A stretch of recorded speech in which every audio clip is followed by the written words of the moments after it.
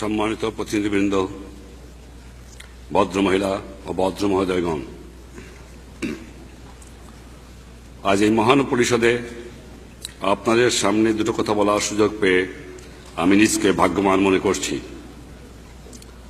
মানব জাতির এই পার্লামেন্টে বাংলাদেশের ৬৭ কোটি মানুষ প্রতিনিধিত্ব লাভ করায় আপনাদের মধ্যে যে গভীর সন্তোষের ভাব আমি লক্ষ্য করেছি, আমিও তার অংশীদার।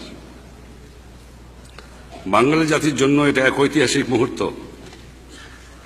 কারণ তার আত্মনিয়ন্ত্রণের অধিকার অর্জনের সংগ্রাম আজ বিরাট সাফল্য দ্বারা চিহ্নিত। একটি স্বাধীন দেশের স্বাধীন নাগরিক হিসাবে মুক্ত সম্মানজনক জীবনযাপনের অধিকার অর্জনের জন্য বাঙালি জাতি বহু শতাব্দী ধরে সংগ্রাম চালিয়ে এসেছে। তারা চেয়েছে বিশ্বের সকল জাতির সঙ্গে শান্তি ও সৌহার্দ্যের মধ্যে বসবাস করতে।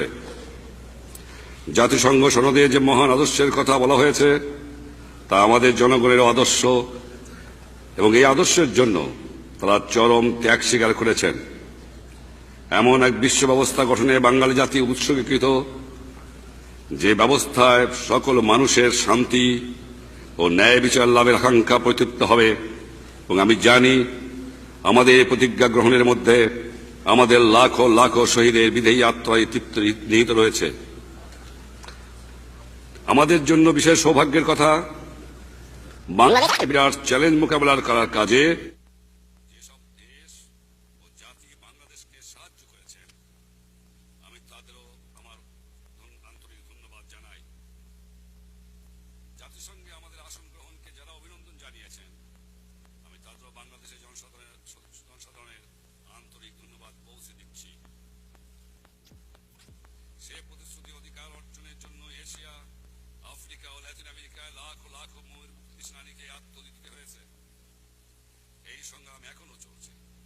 গায়ের জোরে বেআইনি ভাবে এলাকা দখল, জনগণের ন্যায়সঙ্গত অধিকারকে নস্যাৎ করার কাজে শক্তির ব্যবহার, বর্ণ বৈষম্যের বিরুদ্ধে চলেছে জবর দখলকারীদের সম্পূর্ণ উচ্ছেদের জন্য। প্যালেস্টাইনের জনগণের ন্যায়সঙ্গত জাতীয় অধিকার এখনো অর্জিত হয় নাই। উপনিবেশবাদ উচ্ছেদের প্রক্রিয়া ত্বরান্বিত হলেও চূড়ান্ত লক্ষ্যে এখনো পৌঁছেনি। একথা আফ্রিকার জন্য আরো বিশেষভাবে সত্য। সেখানে জিম্বাবুয়ে ও নামিবিয়ার জনগণ স্বাধীনতা ও জাতীয় মুক্তির চূড়ান্ত সংগ্রামে এখনো ব্যাপৃত। বর্ণবৈষম্য ন্যূনতম নিশ্চয়তা লাভ করবে। সম্প্রতি গোটা বিশ্বে যে অর্থনৈতিক বিপর্যয় দেখা দিয়েছে, তার পরিপ্রেক্ষিতে ন্যায়সঙ্গত ও আন্তর্জাতিক